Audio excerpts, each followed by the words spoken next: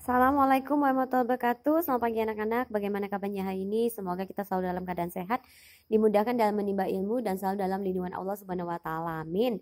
Oke, di pagi hari ini kita memasuki PB4 ya, subtema 2. Jadi di setiap provinsi itu memiliki pakaian adat. Nah, ini dia ya di halaman 71.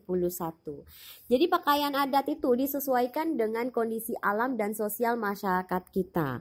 Jadi pakaian adat biasanya digunakan pada acara tertentu seperti pesta adat, pernikahan, dan umumnya terdiri atas baju, celana, penutup kepala, perhiasan, dan juga senjata tradisional.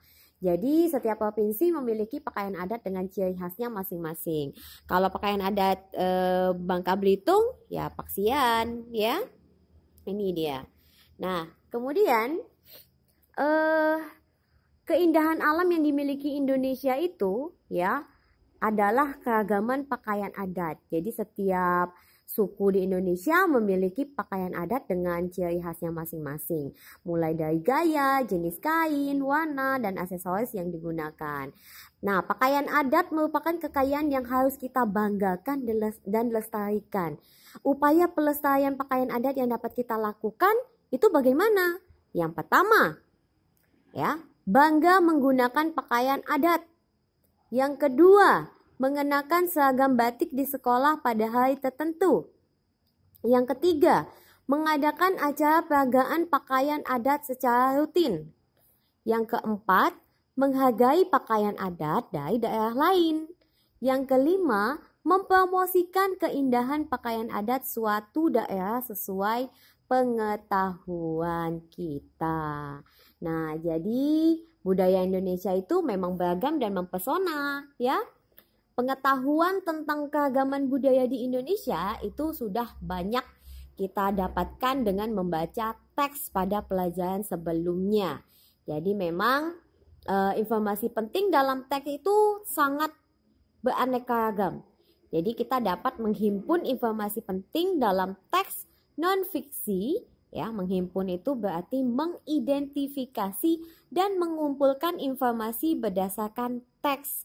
Jadi informasi yang telah kita peroleh itu sebaiknya kita catat agar kita tidak lupa dan dapat membagikannya kepada orang lain. Kemudian di pelajaran sebelumnya kita juga sudah mempelajari tentang tarian ya. Jadi setiap rumah adat ya, pakaian adat, kemudian juga ada seni tari, lagu daerah, alat musik, upacara adat, dan seni pertunjukan itu setiap daerah itu bermacam-macam. Seperti tarian daerah yang ada di Indonesia. Jadi keragaman ya, salah satu bentuknya itu adalah seni tari. Jadi seni tari ini merupakan tradisi yang biasa ditampilkan saat upacara adat tertentu. Kita juga ada ya, Bangka Belitung itu adalah tari sampah. Nah, keragaman kesenian daerah yang dimiliki Indonesia itu dapat kita lestarikan. Bagaimana caranya? Upaya-upaya untuk melestarikan keragaman kesenian daerah yang dimiliki Indonesia itu adalah satu, menghargai kesenian yang dimiliki oleh daerah lain. 2. Mempelajari seni tari dan alat musik daerah lain dengan bersemangat.